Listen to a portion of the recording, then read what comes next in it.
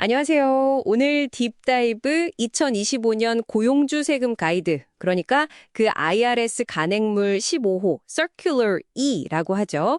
여기에 담긴 핵심 내용을 살펴보겠습니다. 네, 복잡한 세금 규정들, 그 속에서 당신이 고용주로서 꼭 알아야 할 업데이트와 책임 사항들만 쏙쏙 뽑아드리는 게 오늘 저희 미션입니다. 여기 자료가 딱 준비되어 있고요. 맞습니다. 이게 그냥 매년 나오는 안내서가 아니고요. 2025년에는 특히 중요한 변화들이 좀 있어요. 그렇죠. 네, 이걸 놓치시면 나중에 세금 문제나 벌금 같은 예상치 못한 상황이 생길 수 있거든요. 그래서 이 딥다이브 통해서 핵심을 딱 잡으시는 게 중요합니다. 좋습니다. 그럼 바로 본론으로 가볼까요? 가장 먼저 많은 분들이 궁금해하실 것 같은데 사회보장세랑 메디케어 세금 2025년에 달라지는 점이 뭔가요? 네, 그 부분이 제일 큰 변화 중 하나인데요. 일단 사회보장세 과세 대상 임금 한도가 올라갑니다. 2025년에는 176만 1,100원. 이 금액까지 오른 거죠. 176만 1,000원이요. 네, 이 금액까지는 고용주랑 직원이 각각 6.2%씩 내는 건 똑같고요. 이 한도를 넘는 소득에 대해서는 사회보장세가 부과되지 않는 거죠. 그렇군요. 반면에 메디케어 세금은 임금 한도가 없어요. 계속해서 고용주, 직원 각각 1.45%씩 내는 겁니다. 세율 자체는 변동 없고요. 메디케어는 한도 없이 쭉. 네, 맞아요. 그리고 또 하나, 그 가사 근로자에게 연간 2,800원 이상, 또 선고 근로자에게 2,400원 이상 현금임금을 주시면 이 세금들이 적용된다는 것도 기억하셔야 하고요. 네, 그런 특정 근로자 유형도 주의해야겠네요. 그럼 세금을 계산했으면 내야 하잖아요. 이 납세 절차에도 변화가 있다고요? 그렇습니다. 이게 아주 중요한데요. 이제 모든 연방세금 예치는 반드시 전자자금 이체, 그러니까 EFT 방식으로 해야 합니다. 전자로만. 네, 주로 EFTPS, 전자연방세금 납부 시스템을 이용하게 되죠. 이게 더 이상 해도 되고 안 해도 되는 선택사항이 아니에요. 필수입니다. 필수가 됐군요. 확실히 IRS가 점점 더 전자적인 방식으로 관리 감독을 강화하려는 것 같네요. 그렇죠. 그런 흐름으로 볼 수 있습니다. 폼 940이나 941-X 같은 일부 수정신고서도 이제 전자제출이 가능해져서 좀 편리해진 면도 있긴 한데요. 네, 그건 좋네요. 하지만 가장 중요한 건 설령 당신이 급여 업무를 제3자, 그러니까 페이롤 서비스 같은 데 맡기더라도 세금 신고랑 납부에 대한 최종 책임은 언제나 고용주, 바로 당신에게 있다는 거. 이건 절대 잊으시면 안 돼요.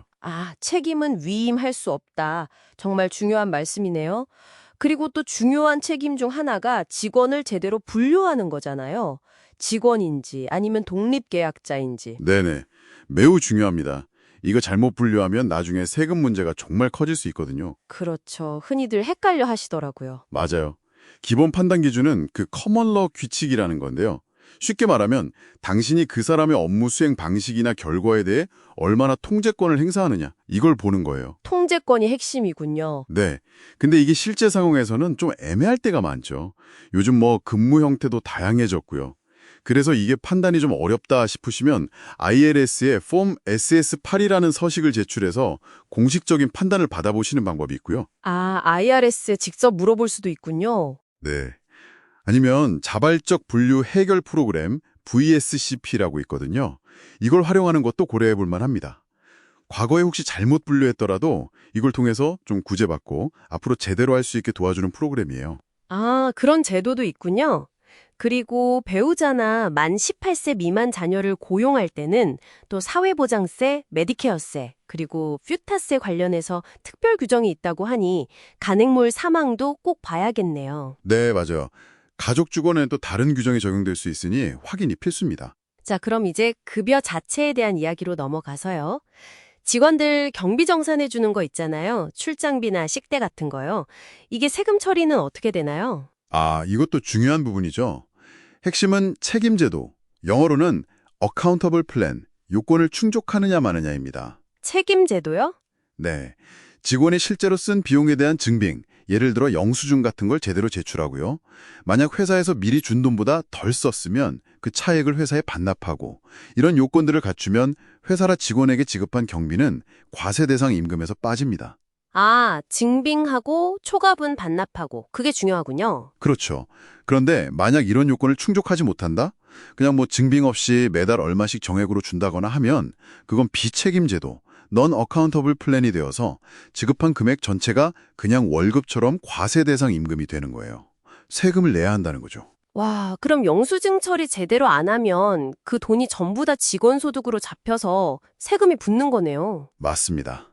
그리고 회사 차량을 제공한다거나 식사나 숙박 같은 거, 이런 현물급여, 프린지 베네핏이라고 하죠. 이것도 대부분 과세 대상 임금에 포함됩니다.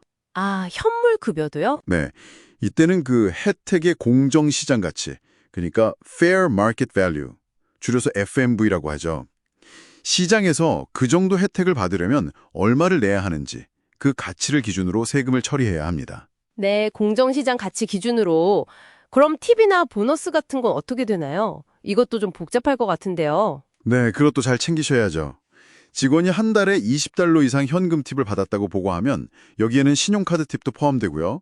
그 금액에 대해서 소득세, 사회보장세, 메디케어세를 원천 징수해야 합니다. 20달러 이상 팁은 다 원천 징수 대상이군요. 네, 그리고 보너스나 초과 근무 수당, 퇴직금, 같이 정기급여 외에 추가로 지급되는 돈들, 이걸 보충임금, supplemental wages라고 하는데요. 네.